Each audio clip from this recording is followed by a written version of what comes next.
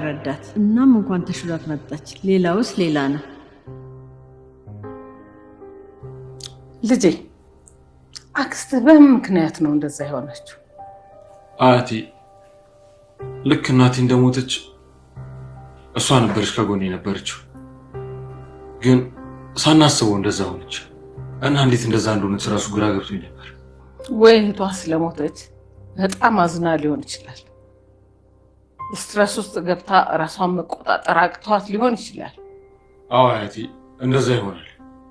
ታዲያ አሁን ሙሉ ለሙሉ ወደ ራሷ ተመልሳለች? አዎ ዶክተር ደውላልኝ ነበር። ወደ ራሷ እንደተመለሰችና እንክብካቤ እንደሚያስፈልጋት ነገራኝ ነበር እና ያው ከዚህ በኋላ የእናንተ እገዛ ያስፈልጋታል አለች። አታስብ ልጄ፣ ወይዘሮ ሞርዚናን በደንብ እንንከባከባታለን። ካስፈለገ ቤት ድረስ ዶክተሮች መጥተው እንዲያዋት አደርጋታለሁ። አመሰግናለሁ አያቴ። በቤተሰብ ማልኮ ምስጋና ያስፈልግም። ልክ ነሽ። እሱማ ታዲያ ማርያ ልጄን በደንብ እየተንከባከብካት ነው? አቶ ካርታን አደራ እንደሰጠህ ነግሮኛል። አደራ ደግሞ ትልቅ ነው ልጄ፣ አደራ እንዳትበላ። ያው ነገሮች ተደራርበው ትንሽ ችላ ብያታለሁ።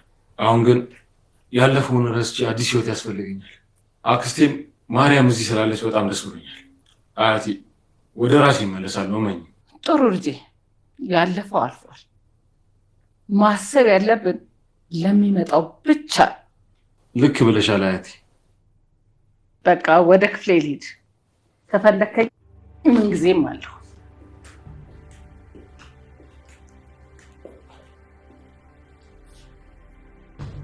አክስቴ ሞርዚና ተጫወቺ። ኧረ የተኛችውን ሴትዮ ቀሰቀሰችብኝ። እየተጫወትኩ ነው። ያው ከመጣው ስለቆየው ቤቱንም እያየሁ እኮ ነው። አዎ ቤቱ ተቀይሯል፣ ደግሞ አምሮበታል በጣም እንጂ ልጅ። ታዲያ አሁን ድጋሚ እዛ ቤት አትሄጂም አይደለ? የት ቤት ማለት? ወደ ማገገሚያ። ያ ሁሉም ነገር ተስተካክሎ ነው የመጣሽው ይመስለኛል። አው ድሜርሲ አታስቢ። ከዚህ በኋላ የእህቴ ልጅ አጠገብ ነኝ። እሱንም ለመንከባከብ ነው ተመልሼ የመጣሁት። በቃ እናንተ ተጫወቱ፣ እኔ መጣሁ። እሺ ውዴ።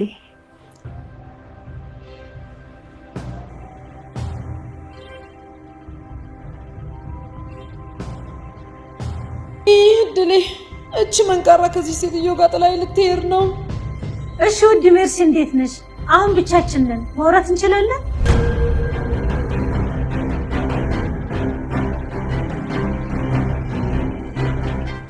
ሞርዚና በመመለሷ ደስተኛ የሆናችሁ ኮመንት ላይ አንድ ቁጥርን በመጻፍ ቪዲዮን ጀምሩት።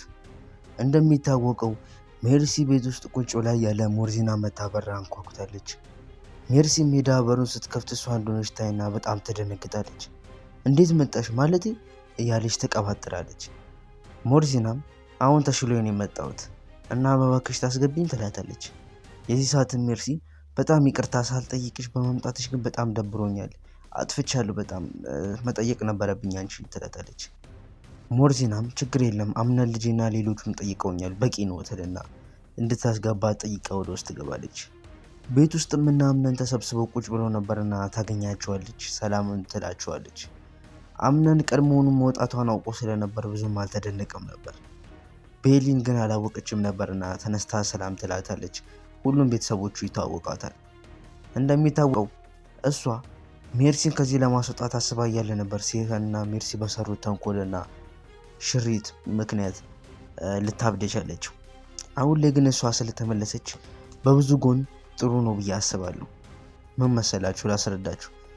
መጀመሪያ ላይ እንደምታውቁት አሁን ላይ እናት ሴማ እየረዳች ያለችው ማርያ ከአምነን ጋር እንድትሆን። ነገር ግን ቤሊን ምንም እንኳን አምነንን ብትወደውና አምነን ቤሊንን ቢወዳት አንድ ላይ እንዳይሆኑ የምታደርጋቸው ወይዘሮ ሴማ ናት፣ አያትየው። ምክንያቱም የአያቱ ምክር መቀበል እንዳለበት ግዴታ እየነገረችና ማርያንን መንከባከብ እንዳለበት እየነገረች ሁለቱን እያቀራረበችና ሁለቱን እያጣላች ለመኖር አስባለች። ስለዚህ ቤሊንን ማንም ሊረዳት አይችልም፣ ከአምነን ጋርም ልትሆን አትችልም ከሞርዚና በቀር። ሞርዚና እንደሚታወቀው ቤሊንን ትወዳታለች። ያኔም እሷን ስትረዳት እንደነበረ የታወቀ ነው። ይህ ሁሉ ነገር የተፈጠረው ልታብድም የቻለችው እሷ ቤሊንን በመውደዷና ሜርሲን በመጥላቷ ምክንያት ነው።